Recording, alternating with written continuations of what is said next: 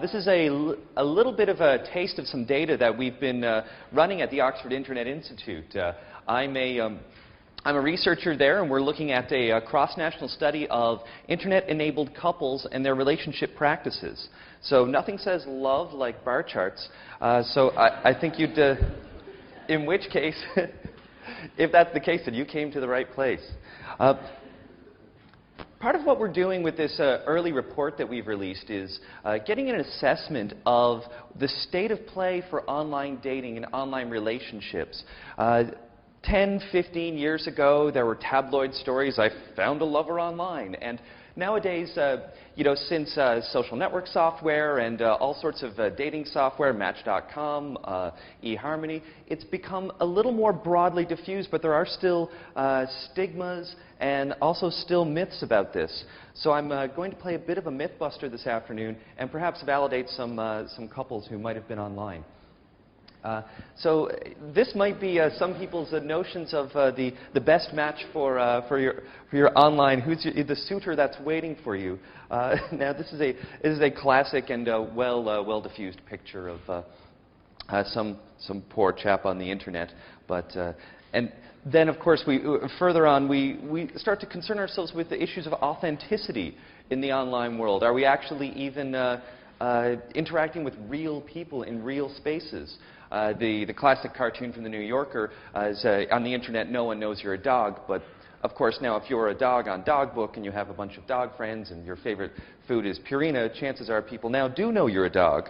And so in the intervening years, it seems that this notion has sort of diffused. Authenticity has risen, and people now are using online dating sites rather substantially. So we did a survey of Internet-enabled couples in 18 countries. This is a survey where we asked both individuals to fill out the survey, and it was about 1,000 people per country, so we have about 12,000 responses. And in the last 5 years, interestingly, 25% of the couples, the new couples in this study, met online. Online dating sites are still the most popular way that people meet online. Although there were lots of other ways through Facebook, chat rooms, forums, gaming, and so forth. And a majority of people now actually know somebody who has met a partner or met and had a relationship online. So this line's perhaps a little tiny. You can see a sort of a gentle, gradual slope coming up from 1997. That's around the time that we started getting databases and ways to sort of pivot and search and say, I want to find someone who's, I don't know, 6'5", loves opera, eats jelly beans, and so forth. And going to the right place, I can find that person. To zoom in on that, this is what it looks like nowadays. In the past 10 years, this line has steadily risen to about 30%. So these are the percentage of couples in our study by the year that they started their relationship. And certainly most recently these couples, over 30% of them have started online. So how does Britain compare in this study? To give you a sense of the countries that are in here and the number of people who met their spouses or partners online. These are the percentage of people in a current relationship where the relationship started since 1997.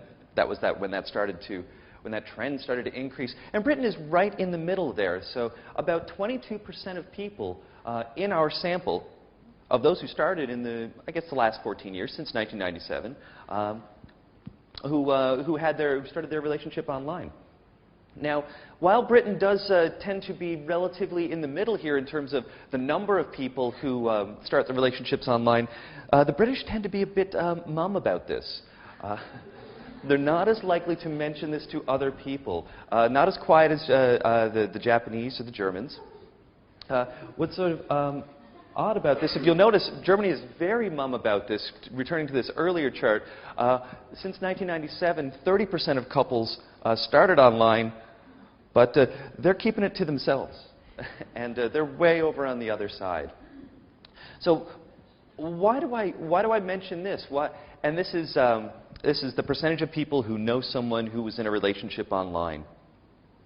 I mention this because what we've found that's very interesting is that online dating is an experience technology. It's an example of a technology where if you have some experience with it, good or bad, it tends to lead to positive sentiments. This is the same for online banking or online shopping, where if you're not into it, it's very difficult to persuade someone, and they're like, oh, I'm going to get viruses, and the goblins will jump out of my computer and so forth, or a stalker will meet me, and he won't be very attractive. But now those people who simply tried online dating tend to agree that it's a good way to meet people and tend to believe that their friends are comfortable with it. And while those who have their current partner who they met online tend to be very positive about this, the real fulcrum, the real pivot is between those who tried and those who haven't, which is why we talk about it as a technology of experience and of exposure. And we have a similar story for values. Those people who've tried or have had some sort of experience with it tend to feel very positive about it, whereas those who haven't tend to be very reluctant and skeptical. This is a one-shot survey, so what we can't do is we can't look at this change over time. I can't say which one caused which, the chicken and egg story here, but it does seem to be relatively persuasive that mere exposure to online tends to be related to positive sentiments. Well, what's interesting is that this is a story about online dating and about dating broadly. Now, I'm from North America. I'm from Canada. Dating, like job interviews, is a very common part of life there. I mention that because over here I've heard that dating is not itself a necessarily broadly diffused concept. You know, you go out to someone, you give them your likes, your interests, your resume, they tick off the boxes, and if it all works out at the end, you get a second job interview, and hopefully at some point you meet the parents. No, instead, dating isn't actually that serious, thankfully. But what we thought was that there'd be a substitution effect, that what we would see is that since 1997, as online dating rose, personals would go down, and meeting through friends of friends would go down. And it turns out those are the things that are not going down. Those things they've also increased since online dating started to rise. But what did decrease was meeting people through family and through hobby groups and through church groups. And these are sort of these broad group-based activities.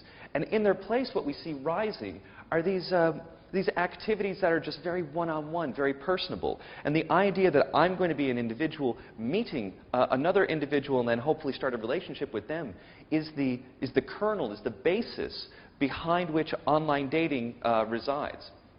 And so that is what seems to be on the rise as much as online dating itself.